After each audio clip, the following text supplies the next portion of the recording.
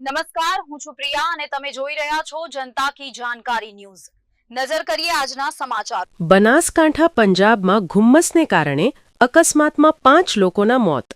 અકસ્માતમાં મૃત્યુ પામેલા 5 લોકો વાવ, થરાદ જિલ્લાના। ગાઢ ધુમ્મસમાં કારણે અકસ્માત સર્જાતા 5 લોકોના કરુણ મોત। મૃતકમાં બનાસકાંઠાની મહિલા કોન્સ્ટેબલ સહિત 5 લોકોના થયા મોત।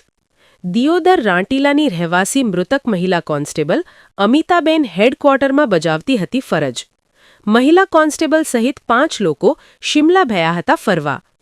અકસ્માતમાં મૃત્યુ પામેલા કમનસીબ મૃતકો રાજપૂત અરજણભાઈ સુબાભાઈ, અછવાડિયા ગામ, રાજપૂત ભરતભાઈ, અછવાડિયા ગામ, સતીશભાઈ, દિયોદર, રાજપૂત અમિતાબેન કરશનભાઈ, રાંટીલા ગામ, જનકભાઈ, જેતડા ગામ। રિપોર્ટ ભરત ઠક્કર, ડીસા, બનાસકાંઠા।